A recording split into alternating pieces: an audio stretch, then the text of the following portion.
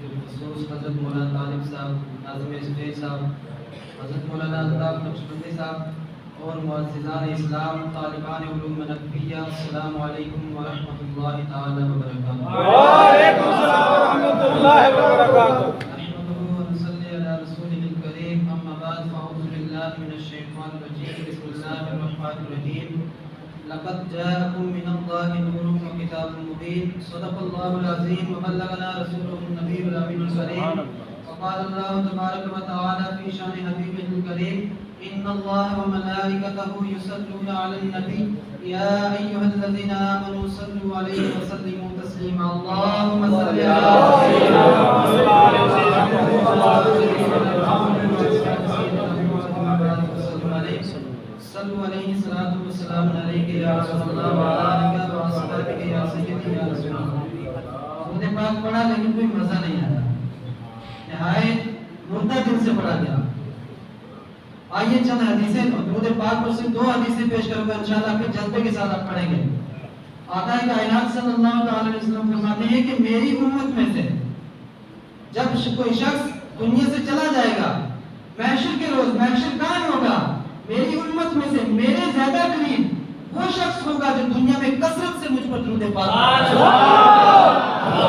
آگے دوسری حدیث سے بات ہے، جب ہم اور آپ جیسے گناہگار محشر کے روز اپنے اپنے گناہوں کے سبب، اپنے اپنے بدکاریوں کے سبب، بدعمالیوں کے سبب جہنم کا فیصلہ ہو چکا ہوگا، ایک شخص وہ ہوگا جس کے لیے جہنم کا فیصلہ ہو چکا ہوگا، رب کی جانب سے فرشتوں کو حکم ہوگا کہ اسے جہنم میں بھیج دو۔ وہ شخص محشر کے ایک کونے پر کھڑا ہو کر عرض کرے گا: ہے کوئی میری مدد کرنے والا؟ اسے یاد آئے گا: یا رسول اللہ میری مدد کیجیے۔ آقا کائنات محشر کے دوسرے کونے پر کھڑے ہوں گے، وہ امتی کی آواز سنیں گے، دوسرے کونے سے تیز چل کر اس امتی کے پاس آئیں گے۔ سبحان اللہ۔ محدثین اکرام لکھتے ہیں ان کے چلنے کا انداز، آقا کائنات کے چلنے کا انداز لکھتے ہیں، وہ کہتے ہیں آقا کائنات اس طرح تیز آئیں گے، ان کی شفاعت والی کملی، ان کی شفاعت والی چادر، اس کا ایک کونا کندھے پر ہوگا، دوسرا کونا محشر کے میدان میں گھسٹ رہا ہوگا۔ سبحان اللہ۔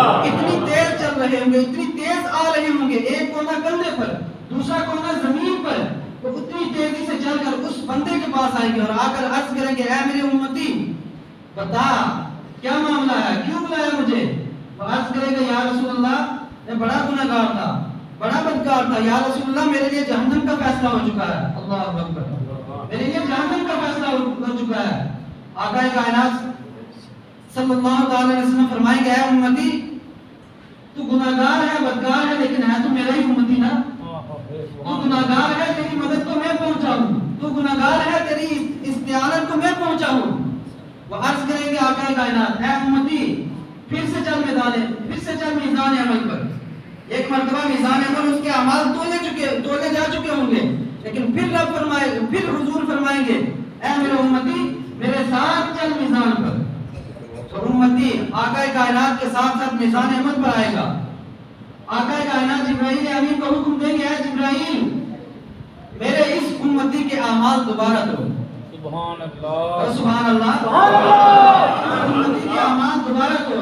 یہاں پر ایک بڑی ضروری چیز وہ یہ کہ پہلی مرتبہ عمل تولنے والا کوئی انسان نہیں تھا، اس لیے کہ انسان تولے تو اس میں کمی زیادتی ہو سکتی ہے، کوئی بندہ تولے، کوئی بندہ فیصلہ کرے تو اس میں کمی زیادتی ہو سکتی ہے، لیکن خود پروردگار عالم نے اس میدان عمل کو قائم کیا، میزان اس کے حساب و کتاب لیا، اس کے باوجود آقا کائنات فرما رہے ہیں: جبرائیل اس بندے کے اعمال دوبارہ دو۔ سبحان اللہ۔ بریلی کے تاجدار فرماتے ہیں کہ فقط اتنا سبب ہے انعقاد بزم محشر کا، فقط اتنا سبب ہے انعقاد بزم محشر کا کہ شان محبوبی دکھائی جانے والے ہیں۔ کہ محشر کا جو میدان قائم ہوگا وہ صرف اور صرف اس لیے ہے کہ آقا کائنات صلی اللہ علیہ وسلم کی شان دکھائی جائے گی۔ تو آقا کائنات فرمائیں گے: اے جبرائیل اس بندے کے اعمال پھر تولو۔ حضرت جبرائیل اس بندے کے عمل پھر تولنا شروع کریں گے۔ پھر آقا کائنات صلی اللہ علیہ وسلم اپنے دست اقدس سے ایک کاغذ کا ٹکڑا نکال کر اس میزان عمل میں رکھیں گے، اس کے نیک اعمال میں رکھیں گے۔ جیسے ہی وہ کاغذ کا ٹکڑا اس کے نیک اعمال والے پلڑے میں پڑے گا، اس کی بدیاں کم ہو جائیں گی، نیک اعمال بڑھ جائیں گے، اس کی نیکیاں زیادہ ہو جائیں گی، برے اعمال کم ہو جائیں گے۔ وہ بندہ آقا کریم کی بارگاہ میں عرض کرے گا یا رسول اللہ اس کاغذ میں ایسی کیا چیز تھی، اس کاغذ میں ایسا کیا تھا، چھوٹا سا کاغذ آپ نے رکھا تو میرے عمل بڑھ گئے۔ آقا کائنات صلی اللہ علیہ وسلم عرض کریں گے اے میرے امتی یہ وہ درود پاک ہے، یہ وہ صلاۃ و سلام ہے جو تو نے دنیا میں ایک مرتبہ مجھ پر محبت سے پڑھا تھا۔ دنیا میں ایک مرتبہ محبت سے درود پاک بندہ پڑھے تو محشر کے روز آقا کائنات ہمیں اور آپ کو بخشوائیں گے۔ اسی کو پڑھیں گے تاجدار فرماتے ہیں کون دیتا ہے دینے کو منہ چاہیے، کون دیتا ہے دینے کو منہ چاہیے، دینے والا ہے سچا ایک مرتبہ محبت سے درود پاک میرے ساتھ پڑھے صلی اللہ علیہ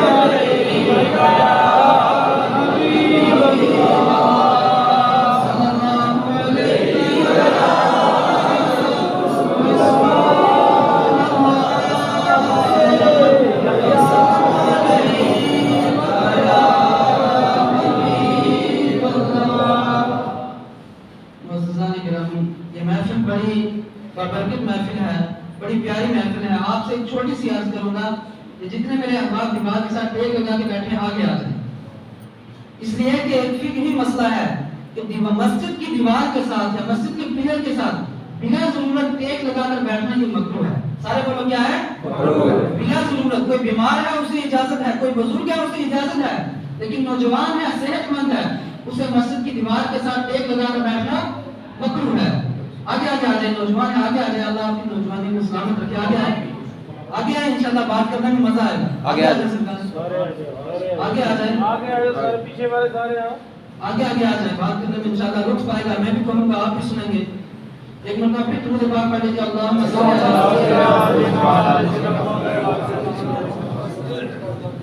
اللہ رب العزت قرآن پاک میں ارشاد فرماتا ہے لقد جاءکم من اللہ نور و کتاب مبین۔ سننے کے موڈ میں ہے ایک بات ہو یا رسول اللہ،